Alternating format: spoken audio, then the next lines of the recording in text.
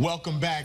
You've seen this flag a few times in our special tonight. It is what's called the official Juneteenth flag, and it actually has ties to Connecticut. The flag's creator is Ben Haith, who was born in Stamford and currently lives in Norwich. He created the flag in 1997. It was flown in Boston 3 years later. It's got a red and blue field with a bursting white star in the center. The upward arc represents a new horizon of opportunity ahead, while the red is symbolic of the bloodshed of African-American enslaved people. The Star of Texas is in the middle, and it's surrounded by a nova that stands for new beginnings. The choice of red, white, and blue in the flag is intentional.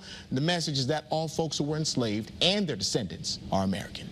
Another flag you'll see flown is the Pan-African flag, also known as the Black Liberation flag. It was created in 1920 by political activist, Marcus Garvey, with the colors red, black, and green, each representing a tie to the continent of Africa. The red for the blood that unites all of African ancestry, the black to affirm the existence of black people across the globe, and green for the continent's wealth. From flags, we switch to the food because it's an important part of any celebration with family and friends. But the food served around Juneteenth does have extra meaning. When many think of summer celebrations in America, the 4th of July comes to mind. But for many black Americans, especially those who had enslaved ancestors, it's not that simple. University of Hartford professor Goyland Williams grew up in Texas, where in his family, Juneteenth was the priority. We didn't really celebrate the 4th of July like that from where I'm from. And I think a lot about Frederick Douglass's "What to the Slave is the 4th of July" speech that he ironically gave on July 5th, right? Just to spite the powers that be. Even after slavery was legally banned in the United States, systemic racism and lingering attitudes kept newly freed men and women from accessing the same quality of food available to white folks. So they made do with what they had access to. Literally turning what no one else wanted into something that's desired and still eaten today. The style of cooking and seasoning signifies what's widely known as soul food. Sandra Pittman is the head chef at Sandra's Next Generation in New Haven. Her family migrated from Alabama to the Elm City in the 1950s.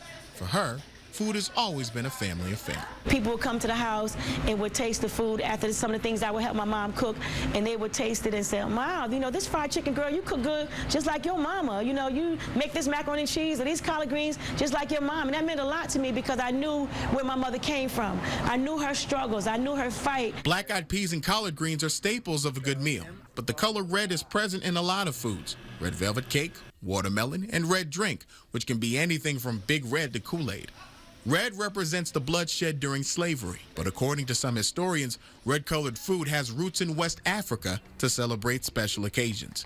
In spite of the struggle, families use Juneteenth to honor the past and look ahead to the future. It's a form of us getting together.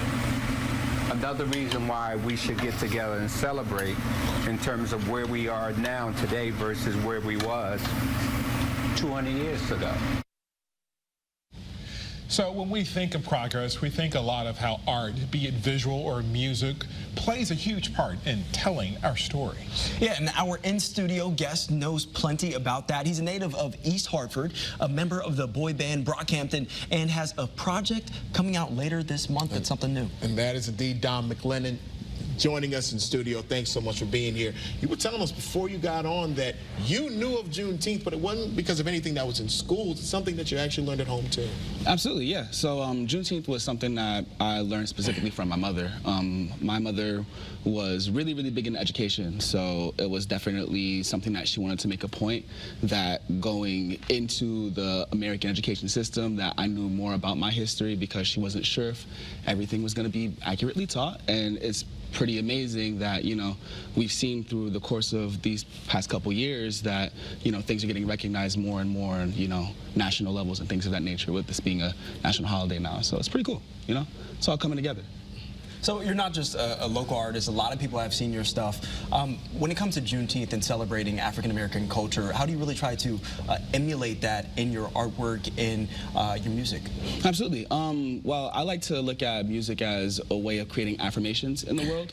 So sometimes when I'm writing lyrics, I'm not thinking about myself saying it. I'm thinking about, you know, a young black person in high school or in college saying these lyrics. And I try to make sure that I'm writing things that they can say to themselves in the mirror and feel confident in, you know, repeating those types of things, you know, like I'm black, I'm smart, I'm sexy, universally appealing. Like these types of things that, you know, I love being able to say lines like that and then look into a crowd and see other people that look like me say those types of things, and I feel like that's a representation of, you know, our existence and our authenticity being unapologetically presented on like the biggest stages that I can find.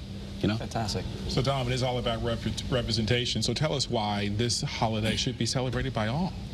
I think that when it comes to the idea of Juneteenth, 41 days where, you know, emancipated people did not realize that they were emancipated. You know, that's one day longer than Noah on the Ark.